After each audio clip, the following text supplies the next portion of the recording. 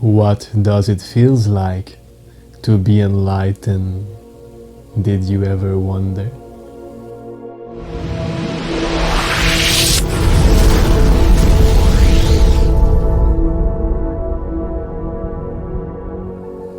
Enlightenment is not gaining any supernatural powers.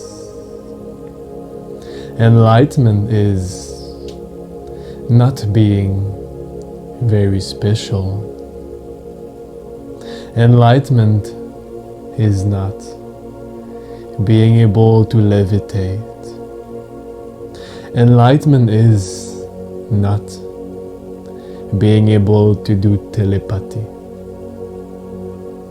In fact, any word that anyone will ever use to determine what is being enlightened will never be the truth,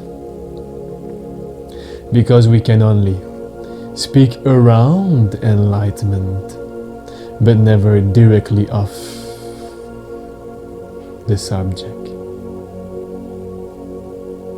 But I will try my best today to share with you some hint about what we are talking about. As soon as ego die in a way, as soon as there is no more any identification with your personality, with your like and with your dislike, as soon as there is absolutely no identification with your country, with the fact of being a male or a female, as soon as there is no more identification with a religion or any kind of group of anything, for sure you are getting closer to enlightenment. And we say that when ego die, enlightenment happen. But we must understand that even for one who has been going beyond and beyond, who has been evolving immensely spiritually, even for him or her, ego will still be here in a way. Because only if you sit here and close your eyes, there is a way to be utterly egoless. But as soon as you begin speaking with somebody, there is ego being used. As soon as you take any action, ego is always in the background in a way. Because the way you walk, the way you talk, the way you sit, every single action will be determined already by the datas that are into your subconscious, which build your personhood. Therefore, an enlightened being, as he go on with the public and speak, or simply go to his job and has to again speak or have interaction with other human beings, he will be using a kind of personality. But he will know deep within that there is absolutely no identification with the way he speak, with the way he walk, with what he like and what he dislike.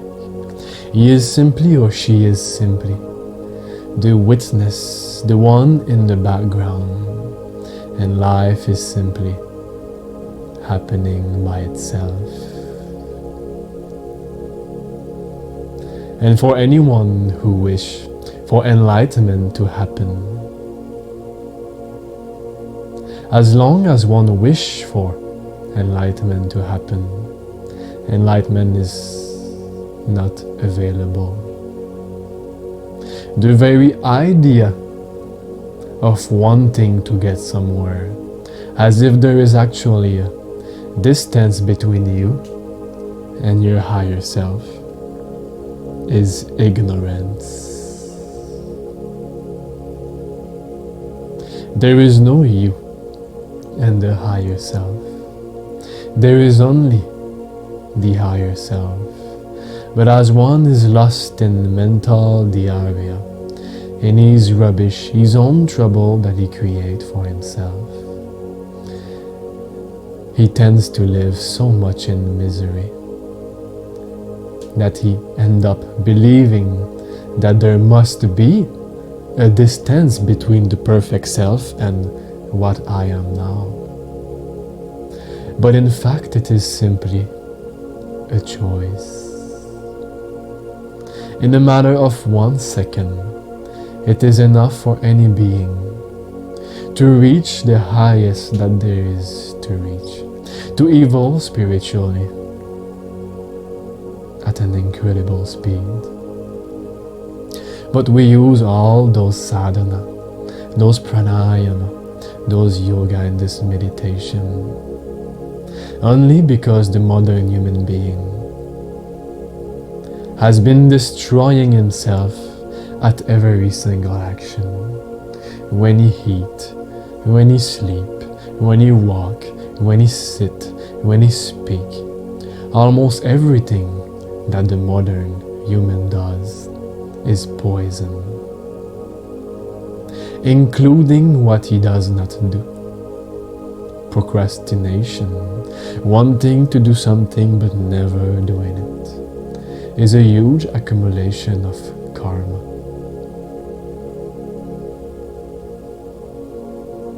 So if you wish for enlightenment to ever happen, the first ultimate tip that I am giving you is to drop the idea of enlightenment. Simply do your sadhana, do your meditation every day and never skip. And you will simply find out, not by stupid intellectual knowledge by reading a book, but by experiential knowledge. You will reach, not even reach, you will realize, because it has always been there, what is true. You will realize your true self, which is unchangeable, unperishable, untouchable. The real self that you are is already perfect the way it is. We simply have to take away all the rubbish that we have accumulated around the perfect self. Whenever one say, I am American, I am Indian, I am Canadian, we should switch this sentence for I am stupid. Because to say that you are a piece of earth on which humanity just pee on and claim that it is his territory, just like a dog do, is not intelligence. In fact, when you say I am, whichever word follow I am should be replaced by stupid. Intelligence will begin when one simply say I am. Enlightenment might become available when I am never find a word next to it.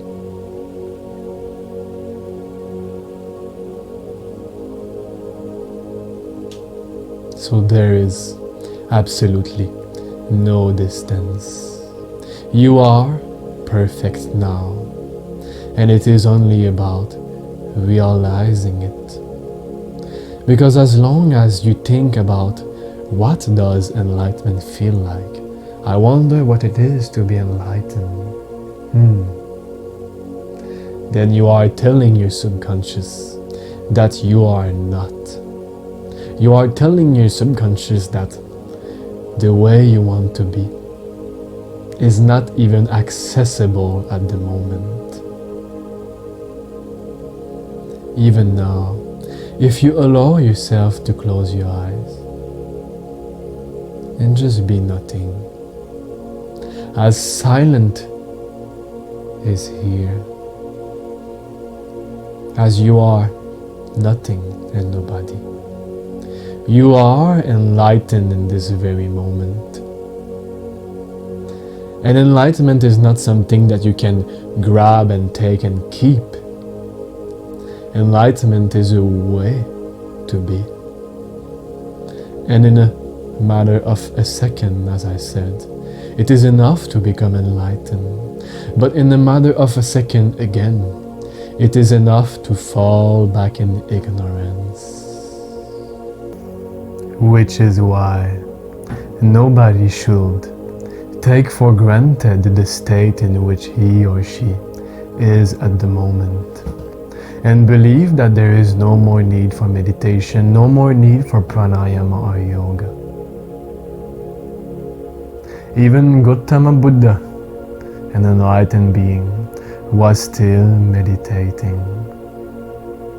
Yet you, a modern man or woman, believe that just because for 2 days you feel great, you don't need to do anything for the inner maintenance of this system. This is utter nonsense. We must every day give our system what it truly needs in order to keep it at the peak, at the maximum potential. It is easy to pretend to be all good when your external situation has no turmoil. But it is when life will send you some trouble that we will find out if you have just been playing a game, a role, a persona, or if you are truly evolved. So I invite you to remain consistent with your sadhana 108. And I guarantee that anyone who is fully consistent and involved into sadhana 108 will be able to bring back his whole system to a great level of bliss, to a great level of stillness and spiritual evolution, even in the most challenging time. So what does it feel like to be enlightened? I am telling you now, if anybody tell you exactly how it feels to be enlightened, run away. Because to give you an intellectual idea of how it feels to be enlightened, destroy the possibility to be enlightened.